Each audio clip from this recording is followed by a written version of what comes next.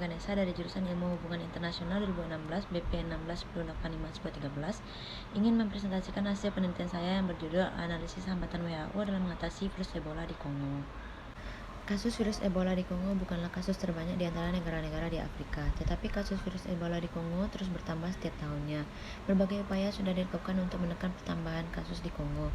Bahkan Kongo mendapat bantuan dari WHO yang diberikan mandat langsung dari PBB. Salah satu upaya yang dilakukan oleh WHO adalah melalui program WHO Response to the 2018 until 2019 Ebola Outbreak in North Kivu and Ituri, the Democratic Republic of the Congo. Program ini dimulai pada tahun 2018 dan berakhir pada akhir 2019. Tetapi program tersebut tidak berhasil menekan pertambahan kasus virus Ebola karena beberapa hambatan. Bahkan virus ini menyebar ke negara yang sebelumnya ditakuti akan terkena dampak virus tersebut, salah satunya yaitu negara Uganda. Maka pertanyaan yang akan dijawab oleh penelitian adalah apa hambatan WHO dalam bantu mengatasi virus Ebola di Kongo melalui program WHO Response to the 2018 until 2019 Ebola Outbreak in North Kivu and Ituri, the Democratic Republic of the Congo. Keefektifan suatu organisasi internasional dapat menandakan apakah berhasil atau tidaknya organisasi internasional dalam menjalankan program yang telah direncanakan sebelumnya. Frank Bierman dan Stephen Bauer menjelaskan bahwa keefektifan suatu berdasarkan penjabaran dari Frank Bierman dan Stephen Bauer mengenai konsep efektivitas organisasi internasional, syarat kinerja efektivitas organisasi internasional mempunyai 5 variabel.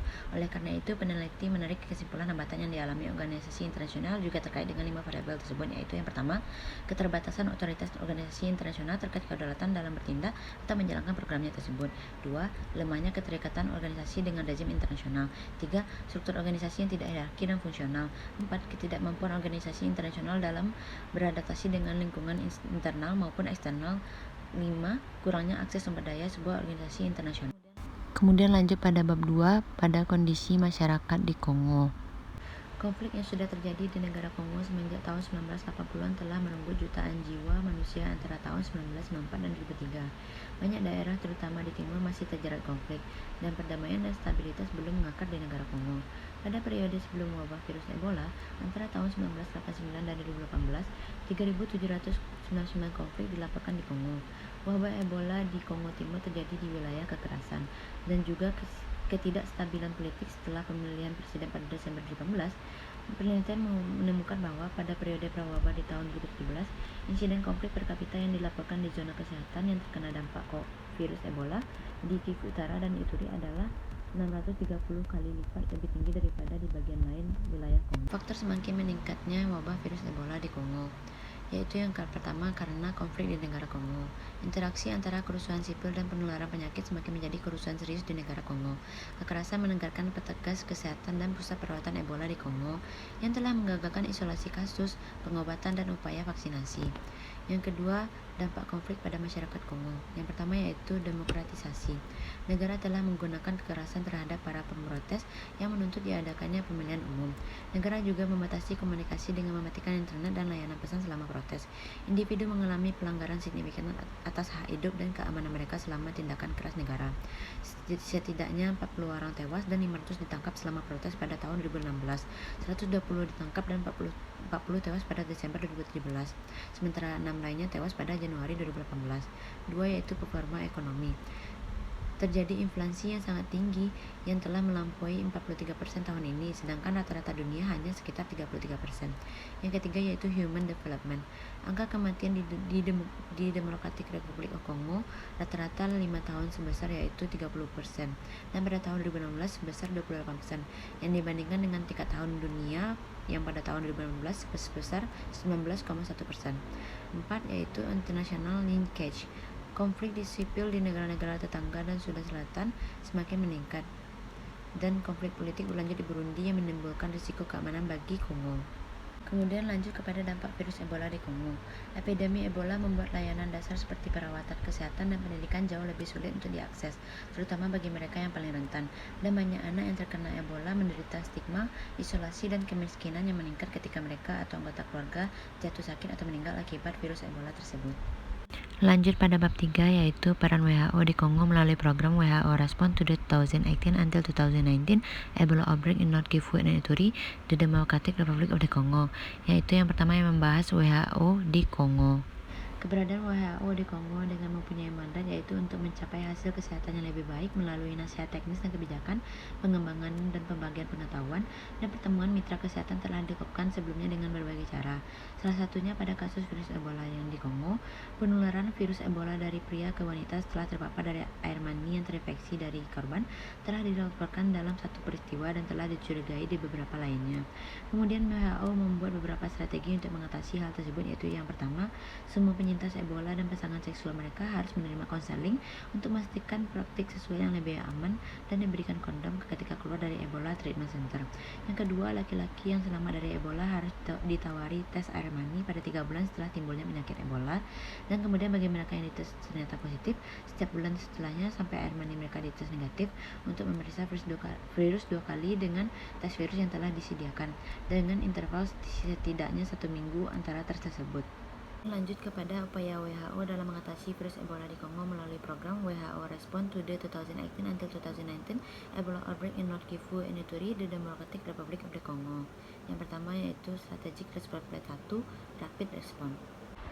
Goals utama dari program ini adalah untuk terus mengurangi mortalitas dan mobilitas terkait virus Ebola di Kongo, terutama di Provinsi Kivu Utara, Distrik Kesehatan Mambalako, dan membatasi penyebaran ke kabupaten dan negara tetangga yaitu Uganda. Kemudian yang kedua yaitu Strategic Response Plan 2, Geographical Containment. Rencana respons strategis kedua berupaya mengatasi masalah virus Ebola dengan meningkatkan kapasitas respon untuk beroperasi dengan kekuatan penuh di wilayah geografis yang lebih luas. Selain mempertahankan strategis respon di Beni, Mangina, Mambalako, Butembo, dan Katwa, Chomia, dan Komanda, Strategic Response Plan 2 meminta sumber daya untuk tim respon aktif di 10 zona kesehatan tambahan. Strategic Response Plan 2 juga mencatat perlunya keterlibatan yang lebih besar oleh para aktor kemanusiaan di komunitas yang terkena dampak dan berisiko, baik untuk meringankan kebutuhan kemanusiaan yang mendesak dan sebagai akibat wajar untuk meningkatkan penerimaan tanggapan di komunitas yang terkena dampak. Pendanaan untuk Strategic Response Plan 2 memastikan bahwa Strategic Response dapat meningkatkan jejaknya dengan cepat mencakup daerah-daerah yang baru terkena dampak, tetapi dalam konteks Kivu Utara dan Ituri, ini membawa serangkaian masalahnya sendiri. Setiap area baru yang terkena dampak meningkatkan paparan strategis respon terhadap risiko keamanan dan meningkatkan visibilitas respon ke masyarakat. Beberapa di antaranya kecurigaan terhadap arus masuk yang tiba-tiba. Kemudian berlanjut kepada Strategic Response Plan 3, Building Trust, Breaking the Vicious Cycle. Rencana respon strategis ketiga sangat menekankan pada penguatan keterlibatan masyarakat sekaligus meningkatkan jejak respon untuk mendahului penyebaran geografis wabah. Mungkin salah satu pelajaran operasional terpenting dari periode ini adalah bahwa dari semua aspek penting dari strategi respon, keterlibatan masyarakat yang efektif adalah yang paling sulit untuk ditingkatkan dengan cepat, sejalan dengan pilar-pilar respon sebelumnya. Kemudian lanjut kepada bab 4 yaitu analisis hambatan WHO dalam mengatasi virus Ebola di Kongo melalui program WHO Response to the 2018 until 2019 Ebola Outbreak in North Kivu and Ituri, the Democratic Republic of the Congo. Yang pertama yaitu implementasi program WHO Response to the 2018 until 2019 Ebola Outbreak in North Kivu and Ituri, the Democratic Republic of the Congo oleh WHO dalam mengatasi virus Ebola di Kongo tahun 2018 sampai 2019. Hasil pengimplementasian program WHO Response to the 2018 until 2019 Ebola Outbreak in North Kivu and Ituri, the Democratic Republic of the Congo dalam mengatasi virus Ebola dan dampaknya terhadap masyarakat Kongo masih belum bisa dikatakan maksimal karena dari tahun 2018 sampai 2019 perkembangan jumlah kasus kematian maupun yang terinfeksi yang terjadi di masyarakat Kongo cenderung lebih meningkat. Namun WHO tetap berhasil dalam menjalankan target-target yang diinginkan melalui program WHO Response to the 2018 until 2019 Ebola Outbreak in North Kivu and Ituri, the Democratic Republic of the Congo. Walaupun jumlah target yang diinginkan tidak sesuai dengan hasil pencapaian WHO dari tahun 2018-2019.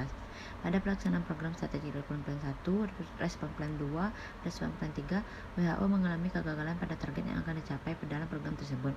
Faktor penyebab dari ketidakberhasilan WHO mengatasi virus Ebola di Kongo yang justru semakin meningkat adalah karena adanya hambatan-hambatan yang harus dihadapi WHO saat akan mengimplementasikan program-program yang telah disusun oleh WHO. Kemudian lanjut kepada hambatan-hambatan WHO dalam mengatasi virus Ebola di Kongo melalui program WHO Response to the 2018 until 2019 Ebola Outbreak in North Kivu and Ituri, the Democratic Republic of the Congo. Yang pertama yaitu konflik dan serangan senjata. Antara Agustus dan Desember 2018, serangkaian serangan bersenjata yang mengerikan terhadap warga sipil dan pemerintah serta pasukan keamanan PBB mengakibatkan sejumlah penutupan paksa terhadap kegiatan respon.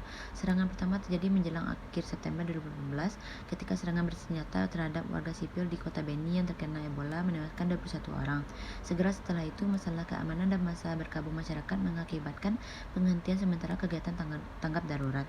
Petugas kesehatan tidak dapat menjangkau dan memantau kontak. Proporsi kontak yang diperiksa dalam 24 jam terakhir turun dari lebih dari 95% sebelum serangan menjadi di bawah 35 setelahnya. 2. Yaitu local mistrust of government, ketidakpercayaan lokal terhadap pejabat pemerintah dan orang luar yang dianggap termasuk responden Kongo dari bagian lain negara berkontribusi terhadap perlawanan masyarakat. Tahun pertama wabah juga bertepatan dengan proses transisi politik yang penuh, di mana keputusan pemerintah nasional yang akan keluar untuk menunda dan dalam beberapa kasus membatalkan pemindahan di zona wabah, meningkatkan ketegangan dan memicu teori konspirasi, persepsi bahwa orang luar mendapat keuntungan secara finansial dari upaya respon, atau bahwa intervensi internasional lebih didorong oleh ketakutan orang barat akan penularan daripada kepedulian terhadap kesejahteraan penduduk setempat, juga tampaknya telah memicu ketidakpercayaan lokal. Yang ketiga yaitu korupsi, dan yang keempat yaitu pemblokadean jalur transportasi dan perdagangan. Berdasarkan analisis yang telah dilakukan, maka yang menjadi faktor penghambat dalam pengimplementasian program WHO Response to the 2018 until 2019 Ebola Outbreak in North Kivu dan Ituri, the Democratic Republic of the Congo oleh WHO untuk mengatasi virus Ebola yang terjadi di masyarakat Kongo dari tahun 2018-2019 adalah adanya berbagai hambatan untuk mengakses wilayah Kongo yang dilakukan oleh wilayah yang berkonflik, adanya tindakan-tindakan ilegal dan sewenang-wenang dari pihak yang berkonflik terhadap bantuan kemanusiaan yang akan disalurkan WHO kepada masyarakat Kongo, adanya tindakan kekerasan oleh pihak-pihak yang berkonflik terhadap para aktor kesehatan sehingga mengancam keselamatan negara di Kongo, serta adanya masalah dari kurangnya pendanaan WHO dalam mencakupi bantuan-bantuan kemanusiaan yang sudah ditargetkan oleh WHO seperti makanan, nutrisi, vaksin, perawatan untuk masyarakat Kongo melalui program WHO Response to the 2018 until 2019 Ebola Outbreak in North Kivu dan Ituri, the Democratic Republic of Congo dari tahun 2018 sampai 2019.